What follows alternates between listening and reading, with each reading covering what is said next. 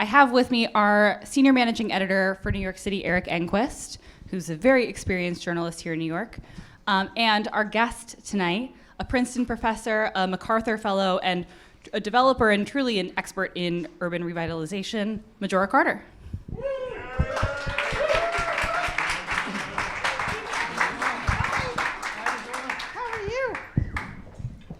I'm well, thank you for joining us. Thank you for having me. I'm told we have to keep the microphones very close. Yes, I heard. Okay. So, before we start, I was reading your book, which is on my desk, and it will stay there. And I came across this anecdote where a council member from the South Bronx, Raphael Salamanca, said at a forum, "If you're planning to come to my district and build market rate, I'm not going to support you. Market rate will have a negative effect in my community." And I was thinking, wow, that seems amazingly familiar. So I flipped to the footnotes and I went back. I was like, okay, I was moderating that event. No way! Yes, and I asked him that question and it really stuck with me because I was thinking to myself, that is a recipe for failure. And then I read your book. I'm like, wow, this is like my alter ego in the South Bronx. And here I'm this white guy from Park Slope, and she's like channeling all my inner thoughts. Okay, so that's sort of a way to introduce you. But obviously, the council member's rationale was he thought it would trigger gentrification, a common fear in New York then and now. This was in 2018. Majora, you argue that Salamanca was wrong. I did. Yes. And we're going to talk about how you came to this view and what you see as a solution. But before we do that, I want you to just tell us how you became famous and what you've been doing since then. My fame is like a little narrow thing. We're super famous to some people and absolutely invisible to others, but that's okay. It's people like you that count. So there you go.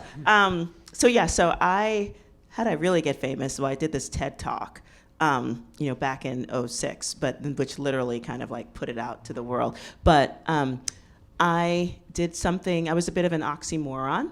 I was a grassroots, yet internationally known environmental and economic justice project-based developer, which that's really a long way of saying that what I did was really take a look at what were some of the problems in my neighborhood. I'm born and bred in the South Bronx and work in neighborhoods like that nationally now, but realized that the way our land was used had both economic and environmental issues associated with it that got in the way of communities developing in a really beautiful way. And so I started working on projects to make that happen. And it was kind of like weird to a lot of people. And the MacArthur Foundation came and said, oh, that's cool, and gave me an award. Okay, that was not just any award. That was the famous MacArthur Fellowship, AKA the Genius Awards. And so that kind of launched you into this stratosphere. And then you kind of, I don't know, your star faded a little bit, let's be honest, because I think you were pursuing things not to make yourself a star, but things you wanted to do. So what happened after that? Well, there are cave people everywhere. Cave people.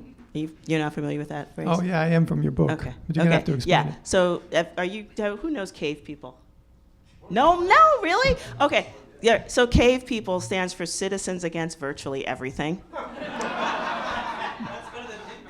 Yeah, it is, but it really speaks volumes. And so here I was, like looking at the fact that if a neighborhood's environmentally, economically, and socially degraded in various ways, then yes, why are we not using real estate and urban revitalization as ways to challenge the perception of those communities, but also to really create projects to make them better?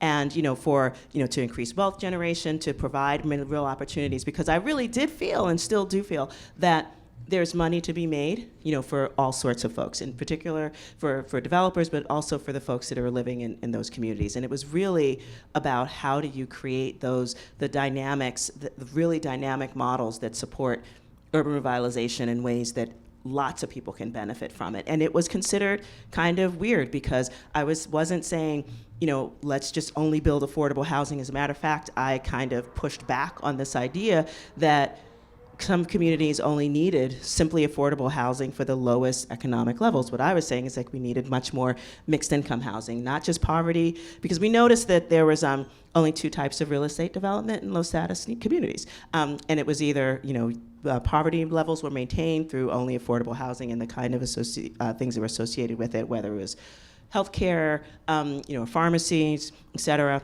but sort of like low-level economic development, or they get gentrified. And we knew that there was another way to do that, and we really focused on how do we make that happen. And it was considered practically heresy by it wasn't a lot of folks. I mean, that's the crazy part, but they were certainly the loudest ones, because cave people are louder than everybody else. They really, because if people are psyched with what you're doing, they generally don't crow it from the rooftops. I don't know, you might have felt that way until you actually give them reasons to do so.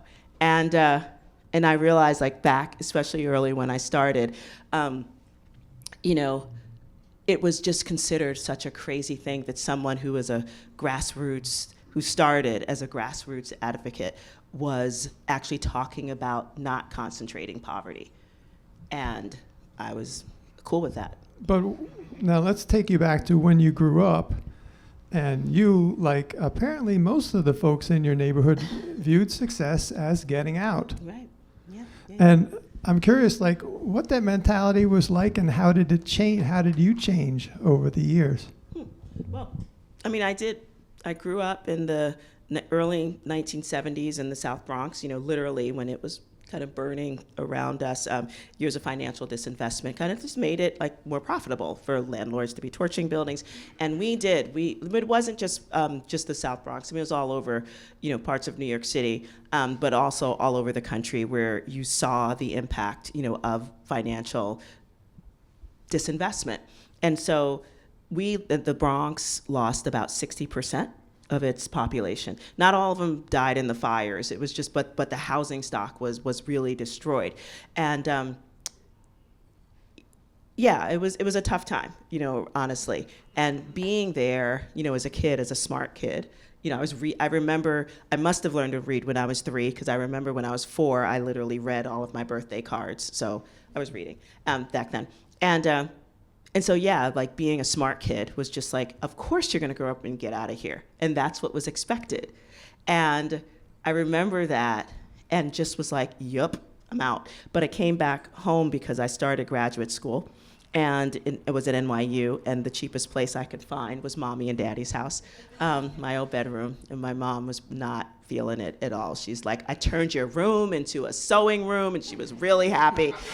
And thank God my dad was just like, my baby girl's coming home, and I did. But it was awesome because of the education and the distance that I did have. I realized that our neighborhoods were that way for all sorts of reasons, financial disinvestment, housing discrimination, blah, you name it, blah, blah, blah. But it was just okay, so we know that, now what are we gonna do?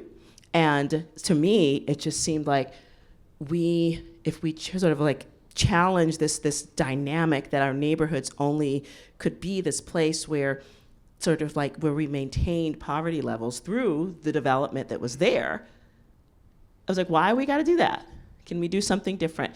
Can we create the kind of communities that make people feel like they don't have to move out of their neighborhood to live in a better one? And there's a lot of folks, who are feeling that way. And I realized that it was through development, and some of it was definitely made.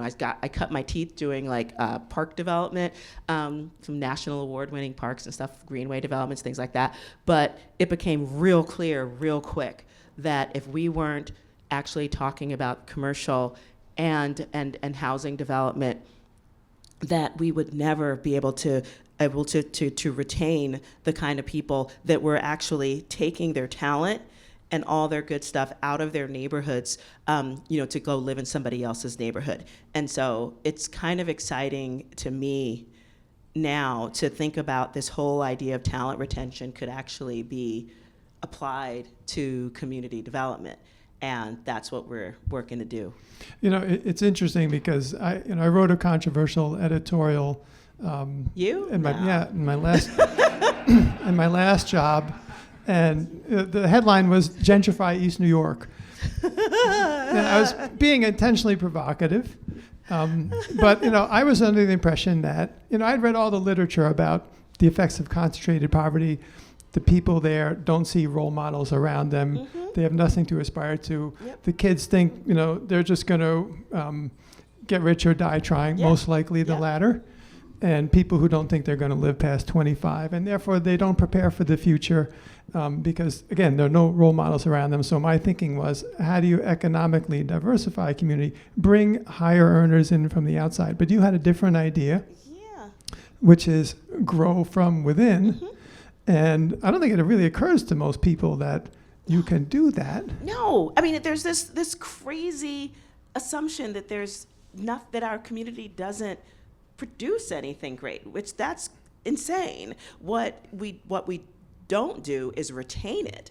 Like and part of our initial work in development was actually building third spaces, which is neither work nor home, but places that provide community, usually often commercial spaces, but again, the kind of places that we knew, because we did all sorts of market surveys and understood that people were leaving our community in order to experience these kinds of places. And so we were like, why can't we build them? And it was interesting because before we built our cafe, it's called the Boogie Down Grind Cafe. For those of you who don't know, South Bronx is the birthplace of hip hop. You're welcome. The world is. And we created this really cool kind of funky space that's sort of like an homage to the early days of hip hop. It was super fun, and it's become this really sweet, beautiful gathering space. It's only less than 800 square feet, but what it meant to the community. And then we also built we acquired an old former rail station that was designed by Cass Gilbert, which is one of the coolest, I think America's first architect, and so we're transforming that into an event hall. And so combined, that's about 4,500 square feet. It's not even a lot. But before we built those two places that literally gave people opportunities to hang out and get to see each other, the biggest places for people to gather in our community were the inside of the pharmacy waiting rooms or health clinic waiting rooms. It's these are not the places you're gonna go to meet your next boo, your future ex-girlfriend. It's just not going to happen. And we realized that not having those spaces was the thing that made people feel like they needed to leave. And because people never talked about things we'd think that, it's the South Bronx, it's it must be crime rated. Crime rates were going down consistently. And it was more there is nothing to do here. So yes, we're out. And when we realized that we started doing that kind of stuff, we realized that, quite frankly, because we knew that if we built it, people would show themselves. They'd actually find places to be.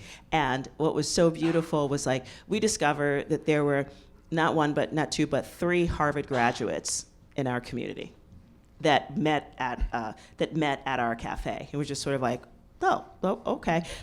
We discovered all of these crazy entrepreneurs, and folks, actors, people who worked in film. But again, since they never had an opportunity to see each other, because again, they're not going to hang out, in the inside of a health clinic waiting room. Yeah, one of the things that researchers have discovered, they're trying to identify what makes people successful. And we've heard, the usual theories. Obviously, having successful parents helps. The place you're in helps, but the one factor they've identified more than anything else is social capital. Yes. Sorry. And that certainly became apparent to me when I was trying to help my kids find a job, and I'm reading, literally half of jobs are obtained through networking. Half. Mm-hmm. So you're not going to really get very far just answering want ads. How do you develop social capital? You need gathering places. Exactly. But I want you to take me back to your experience trying to develop the first time, because there's kind of a catch-22 in real estate. In order to get a loan to develop a place, you need to sign leases. And who's willing to lease in the South Bronx? You found it was exactly the businesses that you did not want to be there. Oh, yeah. Oh, gosh. What are those? Yeah. So, yes, when we acquired this former rail station, this beautiful little building, and for $1 from Amtrak through a permanent easement. And so we just had to take on the responsibility of developing it. That was fun.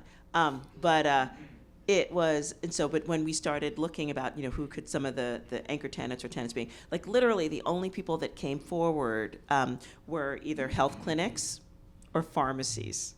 And I was like, you are not coming. I will keep this place empty, which I could, because if you, through a permanent easement, if Amtrak doesn't pay property tax, so I was like, I got, I could sit on this forever. Watch me. And that was the most beautiful feeling to have, because like I was able to like have a vision for what could happen in this place that was more consistent with an idea of what I felt was what our community needed. Not more concentration of the kind of, what we call poverty level economic maintenance, which would have been like adding a 4,500 square foot health clinic, to it, but actually still like standing firm and being like, no, I think we can do better. We're literally going to have Penn Station access in a couple years. We're going to, we're transit rich in so many ways. It's like we're thinking about what the future of our community could be. I'm also thinking about the homecoming, because I want to be able to attract many of the folks, just like myself, who like felt that they had to leave their neighborhood in order to experience something, better. So some of the other common tenants that you look around, some of these, as you term them, low status neighborhoods, check cashing stores, dollar stores, liquor stores, pawn shops, fast food, takeout where you interact with someone through a plexiglass window, rehab clinics, and shelters. Yes. Like these are the biggest tenants. Right, plenty of them. Yeah, where does that get you as a neighborhood? How did you, I guess what you eventually had to do was you had to do it yourself. You had to open your own coffee shop, which you had no experience doing. None whatsoever. Yeah, how did that work out? Ooh, well, we're still at it. So I guess that's saying something. But we actually acquired, because we had this vision, like somebody's gotta like do this thing, and we knew that we had to have a cafe, because that's what people do, and functioning neighbors having these spaces. And we actually, it's funny because we got 2 cheap leases because we knew all the landlords in the community, and they actually rented out the top of their building through whatever subsidy programs, and just like basically would keep the ground floors like empty. And so I ended up getting 2 super cheap leases, and then wanting to give them to somebody who would run a cafe. And at least at one cafe, and nobody came forward, and that's why we decided to go into the cafe business. I just wanted someone to make some coffee for me, but that didn't work. Now, we're just going to bring the controversy in here a little bit, because this is what I do. But there was, and still is, a backlash to certain kinds of businesses, the very kind that you want to be there, including cafes. Someone puts in a dog park and just yesterday I was on LinkedIn where you posted, I think, responded to a post about this very event, and someone chimed in and said, when I see a dog park open in my community, I'm worried. This is a Philadelphia guy. Mm-hmm. And you replied, we like nice things too. Tell me about that. Yeah, oh gosh. So just so that I do have, I call, my haters my fan club, because I really do think they all have crushes on me anyway. Because if you spend that much time following somebody, it's like, come on. But anywho, but yes, I was not immune to because like a cafe, a doggy daycare, like they're considered like harbingers of gentrification. And despite the fact that, and this is what I found like so hilarious, that coffee in and of itself comes from the brownest and blackest parts of this entire world. It is literally the blackest beverage on the planet. And I'm just like, really? But anywho, and who doesn't drink it as a culture? But again, the idea that it's somehow, that it can't be something that we do. That's just something that we just got to get over ourselves on. And I'm also very proud to say that the first cafe opened in the South Bronx, and also the first doggy daycare were actually opened by two local South Bronx people. I was one of them, and the other one was a Puerto Rican and Peruvian couple who opened up the Bronx Barks. So I put it there. And yes, they're doing quite well, and the whole point is that they understood their communities and what, again, people were leaving, in order to experience. So I feel like we've kind of, because we've been led to believe that we've got to be a very certain way, without recognizing that we are still, the kind of all creature humans who want to live wonderful, beautiful lives. Except we feel as though, in communities like the South Bronx, that somehow or another they're supposed to stay stagnant, in particular economically stagnant, in order for them to feel safe. And I'm not sure if that's not helping us at this point, because, real estate is expensive there than it is anyplace else. So that's why we're really thinking about how do we develop new models that actually create, first of all, much more economic diversity in housing and commercial development, and so that people who are both people who are developing and also the folks that are actually living, in those communities are actually benefiting in one way, shape, or another economically from it. So a bunch of communities, the prevailing wisdom in New York is that when Harlem went from 80% black to 50% black, and you saw a similar trend in Bed-Stuy, these traditionally black communities, the prevailing wisdom is black people are being forced out, they're being priced out. They're having to leave. I think that was part of it, but also part of it was probably people who could leave, who might have left earlier, except that for a while in this country they actually weren't allowed to live anywhere else. Right. Until we had fair housing laws, and then they had some options. And some people will always want to move to the suburbs.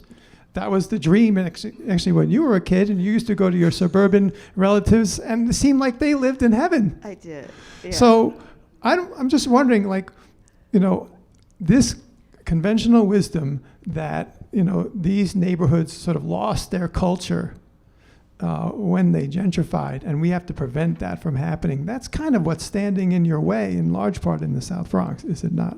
It is in part, and because yes, there definitely is I think a feeling from a bunch of folks that oh my goodness, the whites or the gays or the whoever comes, and then the artists, and then the doggy daycares happen, and then we're like shot to hell. But I think part of that is while our communities were in this sort of crazy space where and they were definitely rough around the edges. I think people definitely felt and still feel as though there's no value there. And what we've been really trying to work on with the folks that are still there, is understandings like, don't sell. This is part of the issue. It's like we don't often. I mean, in my family my dad moved to our community in the 1940s. He was actually one of the first black men.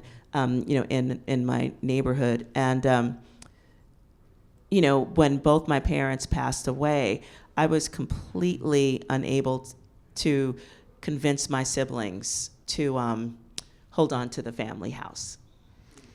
And, and I didn't even have any of the, this I think talent retention could be a community development, thing. I wasn't even thinking about that. It was just sort of it just seems like something you pass on. You're I don't even have no children, but they did. And it was just why don't we keep it in the family?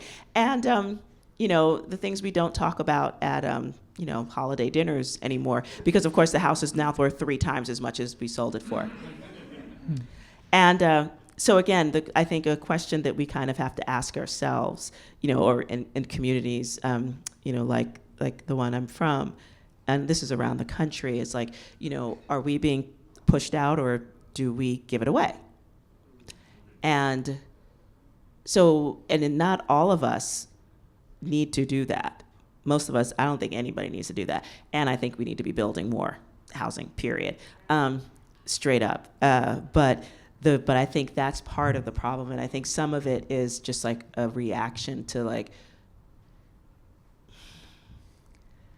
we didn't do this while we had the chance, and I think that hurts some of us. Yeah, and you hear these stories about someone who bought a house decades ago for $15,000. Their kids have moved away. They're the only one left. Someone comes and knocks on their door, says, I noticed, you're in foreclosure, you're in pre-foreclosure, we can solve your problems. And then, a few days later, they sign over the house. Maybe they get some money, maybe they sign it over for nothing, but we saw this quite a bit in central Brooklyn, southeastern Queens, South Bronx. And so that was part of the problem. We, I'm sure, had people who cashed out, did wait for gentrification, saw that their house was worth a fortune, said, why don't I move to North Carolina? I can retire and I can fund my kids' graduation, college education at the same time. But it was a lot of different reasons, and it was kind of hard to unpack. And this whole issue is so complicated that I'm amazed that you can navigate it as you do. But I think you're helped by the fact that you are on the ground. And so you have bona fides that, like, the researchers don't have, the ivory tower folks like me, we don't have. But you have, but it has been a struggle for you to deliver this message. And tell me what kinds of... Because it's so raw. I mean, when you think about it, these are people's, what's one of the most important things that people can have around them? It's shelter, right? And if people feel as though that is something for them to lose, and I don't care how wealthy or how poor you are, people, it's a gut punch even thinking that it could be taken away from you. And so I understand that, and I think that's just like softening my heart to that has really helped me not be so angry when I do get attacked for saying things like, nah, we got to do something a little bit different here. And part of it is taking responsibility for us, trying to hold on to our properties, but also, setting up the systems that allow us to do other things as well. I'm going to get to the nonprofit industrial complex, which I think is a wonderful term. But at first I want to mention this fairly famous study that HUD did with rental vouchers. And HUD was trying to figure out how your outcomes are determined by where you live. So it created a couple different groups. It had an experiment, and to one group it gave vouchers, rental vouchers, that they could only use in high opportunity neighborhoods, not their own. And one thing they noticed was it's really hard to get people to use these vouchers, because there were a lot of people who didn't want to leave because they were comfortable where they were, even though they didn't love their neighborhood, even though they viewed it as low status. The idea of going somewhere else was very frightening to them. And in fact, the teenagers who moved in that group did not do well. It was very hard for them to adjust. But surprisingly, years later, they went back and looked, and you know what? The 7-year-olds, the 8-year-olds, the 4-year-olds did much better, because in their new communities, they had more time to build social capital, get used to the lifestyle. It wasn't a transition for them, and they benefited in the end. But where I want to bring this back to you is the notion that you want people to stay in their communities and grow there. And I think that experiment kind of proved that that's what they want to do. That's what they would prefer to do, but they want the neighborhood to get nicer around them. Yeah, and that's both the challenge and the joy, because it is a challenge, but it's also super fun to get a chance to sort of see, to first of all, understand really without a shadow of a doubt that everybody wants to see better, in there where they are. And then when you kind of offer that in a way that makes sense and that is, culturally and just, appropriate, but also aspirational in every way, which is the kind of stuff that we think we do, because we are really focusing on, no, things need to be of quality, and is that a white thing? No, it's a quality thing. And let's understand, we appreciate value and quality in every way as well.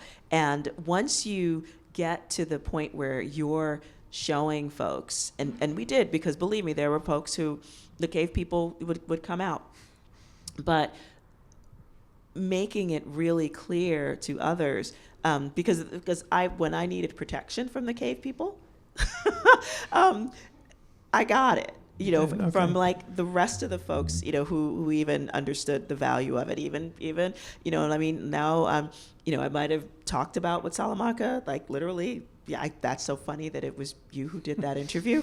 I just like, did not know that, but I remember reading it and just being like, seriously? Like, no, this is like, what, we're going to continue this. So why don't we do something different? And, you know, I'm really grateful that our council member Salamanca, like, wouldn't necessarily say that. I think he'd be much more focused on mixed income housing and also home ownership right now. He has changed his view on Yeah. that, and he's not the only one. Nope. Do you detect sort of a sea change in that mentality? City of Yes passed today, Yeah, I heard. so that's kind of apropos. Yeah. But do you sense a change in the mentality about real estate development and what it means?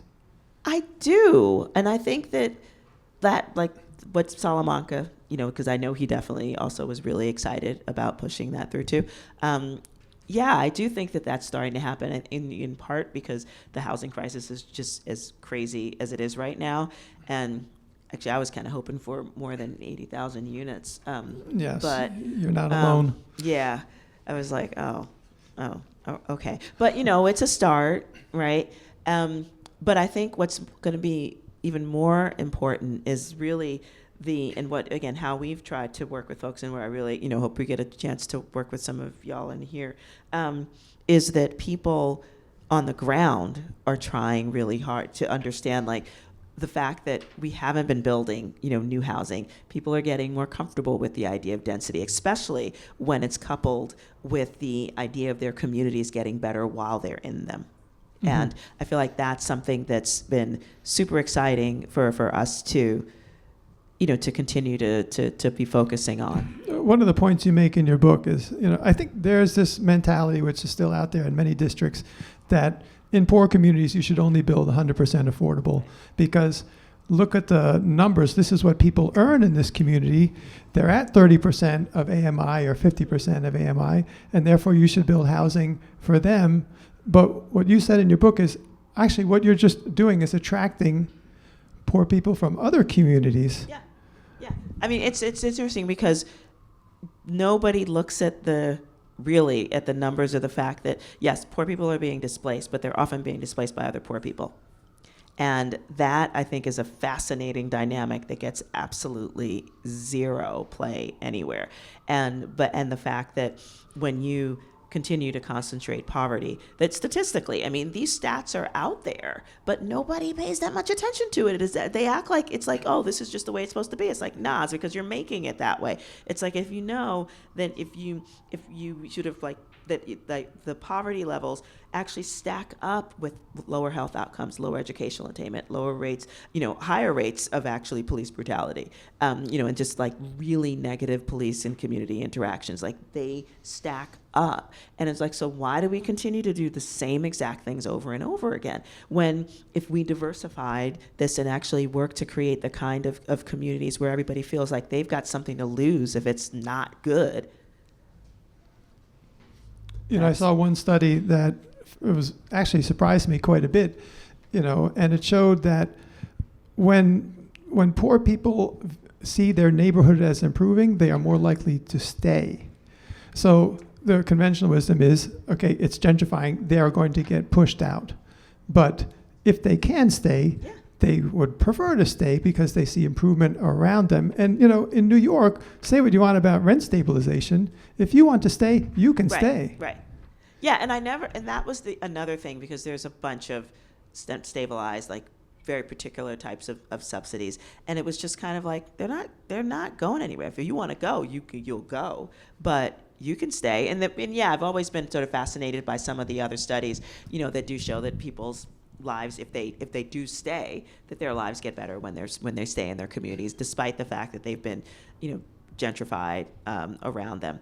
But I think the other thing about gentrification, which is it's sort of troubling, because I used to use a phrase called self-gentrification, which went over actually incredibly well with a bunch of people, and some people really hated it because it still had gentrification in it. We don't even talk about it anymore. Yeah, because But, it's too triggering. It's way too triggering. People just can't handle it. So I'm like, okay, fine.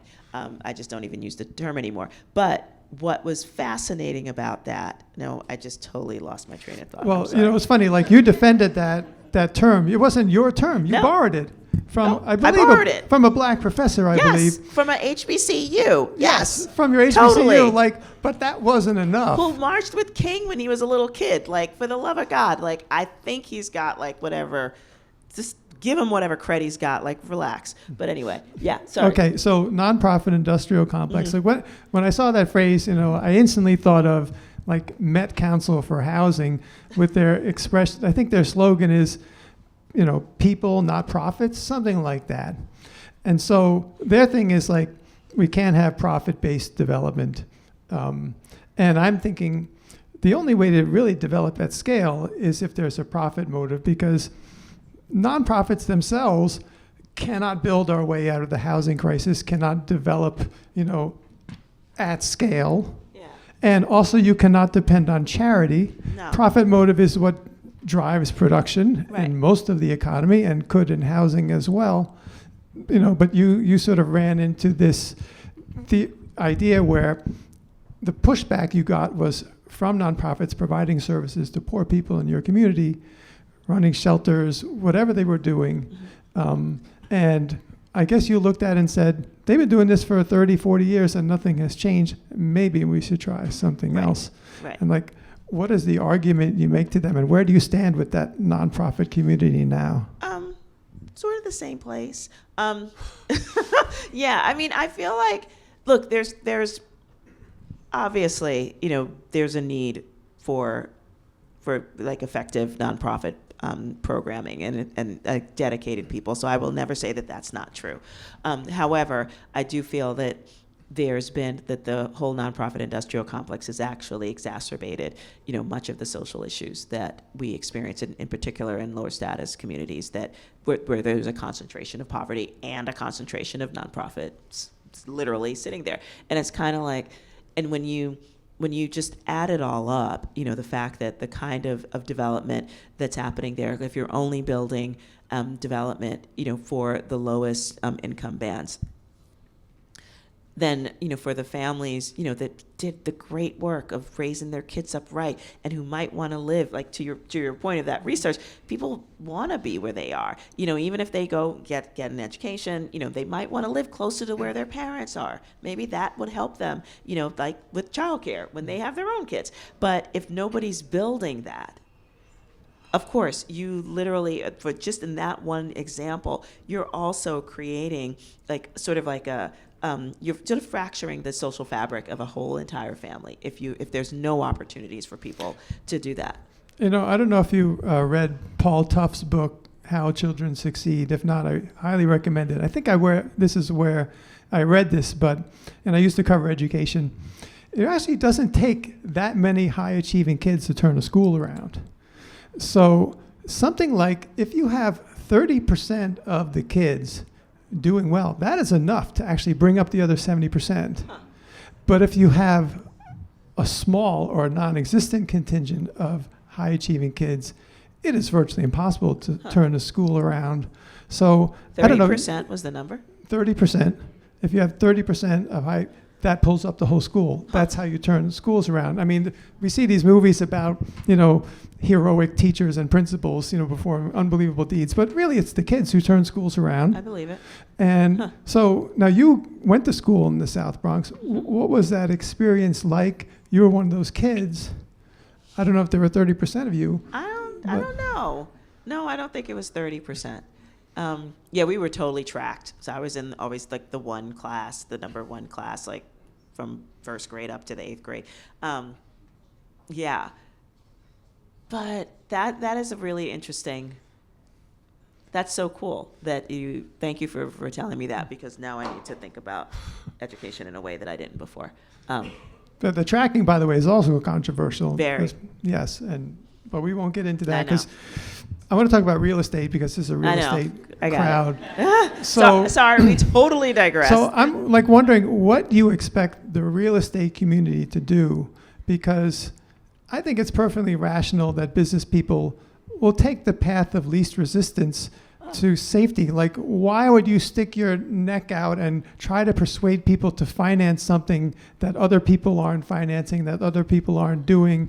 So it doesn't shock me when someone goes into the South Bronx and does a 100% affordable project, because you have low income tax credits, you have basically guaranteed income stream. You're actually making more money off that project than you would off a mixed income. 100%. So this is, I'm going to go back a little bit, but so I worked on actually setting up under the Bloomberg administration and then the de Blasio administration later on, like a new development site in the South Bronx called the former Spofford Juvenile Detention Facility. And it was, to me, it was this 5-acre site, and I was like, this is it. It's good. This is, you need that level, that amount of space for it to be a mixed use, mixed income, home ownership, commercial, light industrial. I mean, you name it, it's going to be that. Everything except for transit-oriented development, but that's okay. And it was super cool because we were able to convince everybody in the Bloomberg administration before they all got new jobs, when, it was just really sad for me. But then the de Blasio administration came in, and I'm not sure how I got invited to like a party at Gracie Mansion, because before that, no one invited me anywhere. But what was interesting, I got there, and so this was like during the whole time when because I think he wanted to build like 200,000 units of new housing. And I was just like, this is great. However, are we going to continue the same track of concentrating poverty? Because when you do that, of course, statistically, and I just ran down the list. And to his credit, he was just like, well, I don't think we want to do that. But I'm not sure if we can't, because listen, I don't have, I've got people on both sides. I've got, community activists who are just like, only build affordable. And then I've got the industry going, oh, I can do that, because they're not going to get, because that's what they want, and I'm not going to have to get brain damage trying to do something different. And he's like, what I need is somebody like you, like pushing this kind of thing forward. I was like, I've raised my hand, bruh. Like literally, we put together like one of the most amazing teams, mixed of developers who were interested in doing home ownership, mixed income housing, commercial. We had it all together, but the city at the time didn't. We're just sort of like, nah, we're just gonna like stick to it's a poor neighborhood. We're just gonna do extremely low income housing. So people were there. I mean, that's the thing. So is it political will? Some of it, yeah. Is it also folks who were like interested in seeing it happen? And that's where you all come in, and it's where I come in as well, because we did the work to get people like off the idea that, oh, you can't build tall, in the South Bronx. We did that. And folks were just sort of like, had no issue, with it. We did hundreds of surveys, focus groups, the whole shebang. They weren't crazy. They didn't get like crazy about like, oh my gosh, I can't have people who make more money than I do. They actually understood the value of having a market rate project like within the same development, because they felt like actually that's going to help them, and it also would subsidize some of the commercial and industrial space that we also wanted to build in this project. So we did that work. And again, it was just like, we took the time to make sure that folks saw the value of creating this kind of mixed use, mixed income project that would actually lift all boats. Spofford was such a missed opportunity, because the symbolism would have been incredible. Besides just all the various data that we know of, Spofford was a notorious institution where kids who were in trouble went in and they came out in worse shape. Yep. And what kind of result are you going to get for putting, I think your dad worked there for a while, correct? Yeah, my dad was a So you heard the stories. Mm-hmm. Yes. I totally did.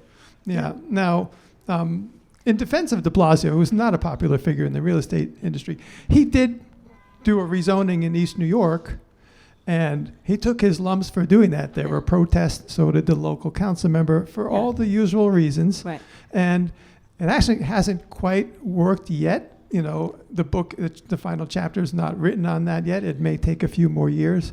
But what the industry told me was like, we can't do a market rate project there because we can't get financing in East New York. And I'm thinking East New York is a lot like sort of South Bronx. Like, it has a Long Island Railroad station.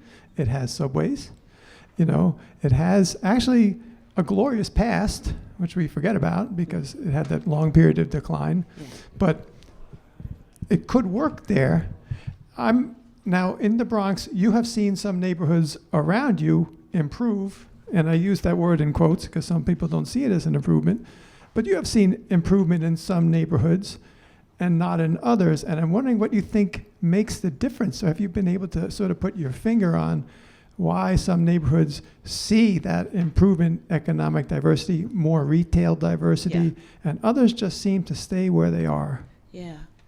I mean, it just goes down to the types of development that are going in, and I think the intention of the commercial developments as well. Like, is there an opportunity to bring more folks in? Because I really do think, because I'm not. I mean, what developments were you thinking where the neighborhoods got quote unquote better?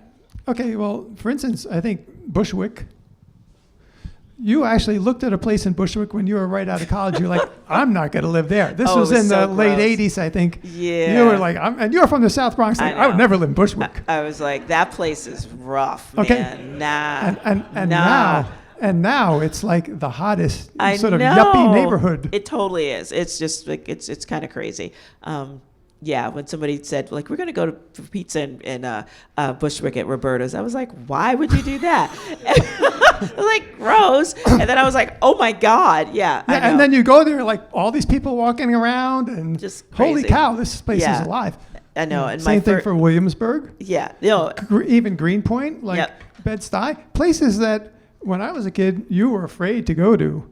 And now it's like, my kids, and they're now 24, when they went out, this is where they went.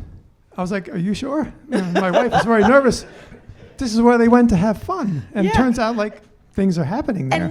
And I want more of that, and I also think that we can absolutely have it. But I do think, look, I'm not 100% sure if people will make as much all the money like doing the affordable, but it seems like, but I honestly doing affordable housing also seems like you get some brain damage associated with it as well. Like, correct me if I'm wrong. It really depends where you are. This is true. That is true. Some places, like if you go to Eastern Queens and do affordable, yes, you're lucky to escape with your life from those community board meetings. But if you go into other neighborhoods and propose, luxury development, then same thing. Right. So that's why it's like we've been really trying to focus on the mixed income and really trying to pay attention, because I will never ever say like we never should have only low income, but I don't think we should be concentrating it more. And I think we should be thinking about like really interesting alternative financing things, like the article that you sent me, this morning. That I think is going to be, if we can start thinking about like alternative paths, and I think even if philanthropy can really start thinking about how do you create new opportunities for financing in a real way that also supports new developers like myself, out there to be developing in their own communities. Like I think almost like in a buddy system would be like super cool as well. That reminds me of an anecdote in your book where you mentioned, I think it was a white guy in Philadelphia, and he proposed some development, and he was just hammered at this meeting. He was just attacked from all sides. But at the end of the meeting, two people came up to him and said, we would like to develop something. Yeah. Like, what can you tell us about how do you do it? Like, how do you make it work? And he became a mentor to them. Yes. And from that grew this whole mentorship program. Yeah. But I think one thing I took away from that was like, how do you become a real estate developer? Most people are born into it. Mm-hmm. But if you are not, and you don't have those connections, forget about it. Like, I know. You learn the hard way. Yeah, I'm still learning but the hard way. most people are not so crazy as to try to do that. They're really not. So it's probably good. It seems to me like that was an example of how the industry could Yeah. foster development Yeah. from within. So Ken Weinstein is his name, and he is a commercial developer in Philly. Started a project called Jumpstart Germantown, because literally that did happen. He was literally having his butt handed to him at a community board meeting, and these young folks who wanted to develop their own community, because he's a nice, affable guy, was just like, they went up to him after the meeting and was just like, "How do we do what you do?" And he's like, "Oh, I can show you." And he did. And it turned into this amazing program that I actually went to Philly to take. And I was like, my God, if there had been this thing in New York City when I first started this crazy work, I might not have made all the mistakes that I made as a result. And I think that's where it could be really beautiful. Not only did he start a program that taught people what to do, but he actually started to fund them. He built a fund. First, with $5 million of his own money, he literally, and you could call him a hard money lender if you want, but I guess it is hard money. But it was knowing full well that the folks who were going to start doing these deals would never be financed, and so he financed them, and then the second time around, then they could go to a more conventional lender and it was just like, oh my God, how would that change the lives, of emerging developers? And then the thing is, and I think that what's really important about that story is that he was a commercial developer. These folks wanted to be housing developers, and he saw the connection between his projects and the communities that he was working in getting better if the housing was not blighted in those neighborhoods. So, I loved the idea, and I think that that's what I'm going to encourage y'all, to think about as well, that this idea that partnering, with folks, frankly, somebody like me, and we're everywhere, believe it or not, who can add value, to a partnership, in a community, whether it's through dealing with cave people and so that, because they will always be there, I promise you, but helping the others understand that actually we've got something in common and that we can do some things together and everybody could benefit as a result of it. I'm going to open up to questions in a second. I want to mention a couple more things. One is that, you mentioned the K people, they're always the loudest.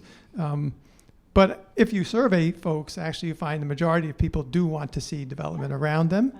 And we have seen a turnaround in New York, at City of Yes, there are actually more people testifying in favor of it than against it at City Hall, which is shocking to me. And one of the reasons it passed, although it was hard to get it through. But do you remember what the default rate was when when Ken Weinstein was lending to these first-time or complete rookie novice developers? It was pretty close to zero, really close to zero. Which is probably better than the industry default. Yeah, it certainly is. definitely. Judging from the stories I've been reading in The Real Deal.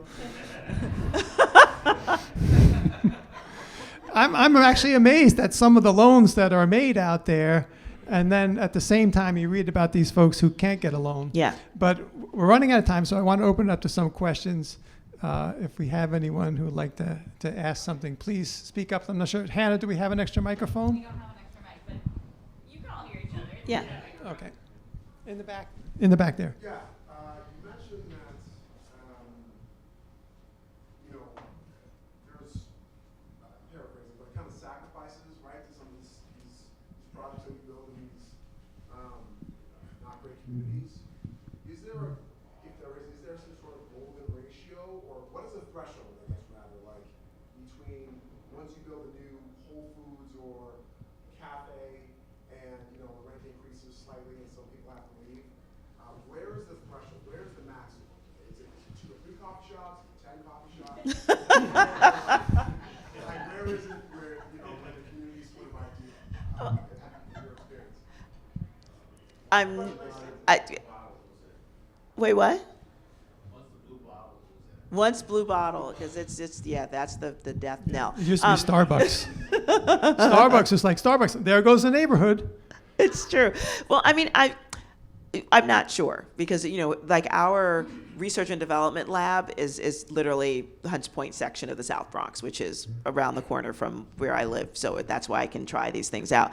So right now we've got a cafe and a really cool event hall that's about to go under construction as soon as we get the financing, which should happen, knock on wood, within really soon. But I feel like the other part of that question, which I know you didn't ask, but I'm going to pretend that you did, is that it's more about, if you want to talk about like, an economically, healthy community, is some of that coming from people that are already that are from that neighborhood, and that's where I want to see some value, coming in from folks that are local developers, because I feel like, look, having lots of cafes, having lots of cool places to be, having lots of diversity makes neighborhoods better.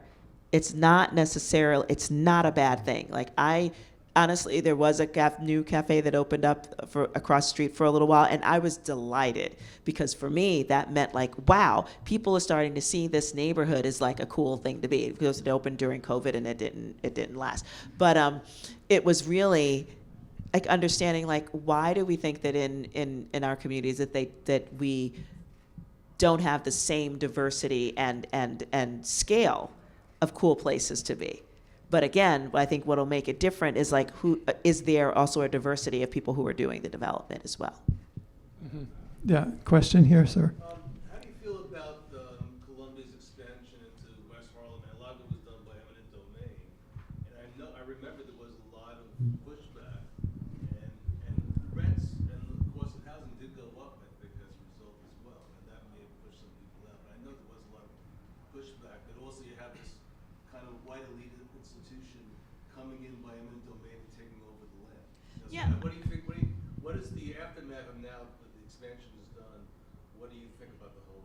I mean, I think it's, since I can't really speak too much on that, but what I can and will speak on is the fact that we all know that things like that are coming, and that we don't do anything to prepare the folks, who have the property, who actually do own some property, to actually help make sure that they're a part of some of that development. Like I'm actually working in Trenton right now, and there's actually going to be like a huge amount of money for them, like tens and tens and tens of millions of dollars that's coming in for like a new infrastructure projects that's happening.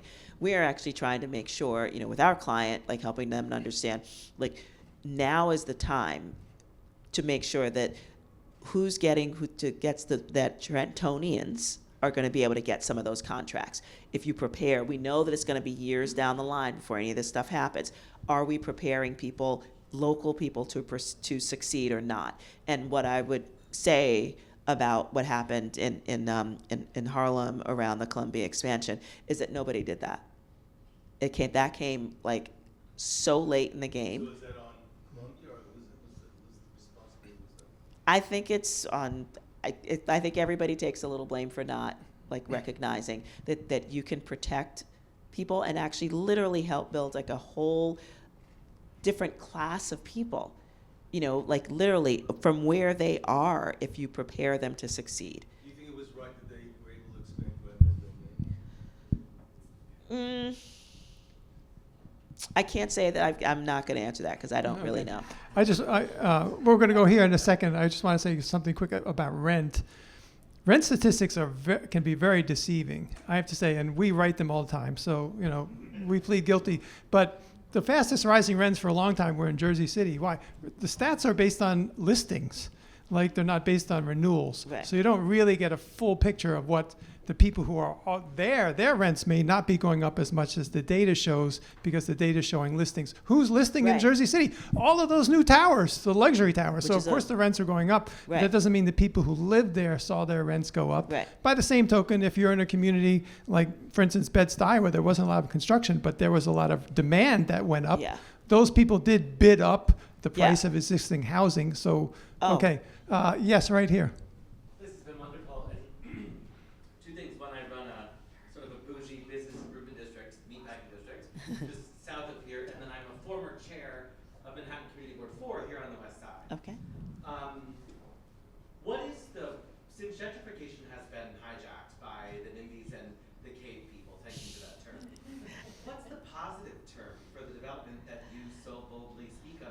to lead. That can be the new nomenclature for how Yeah. we're talking about communities who should stay where they were born. Yeah. Because that's how it should work. I mean, we use urban revitalization if But we're. doesn't that have a connotation? Sorry. Go ahead.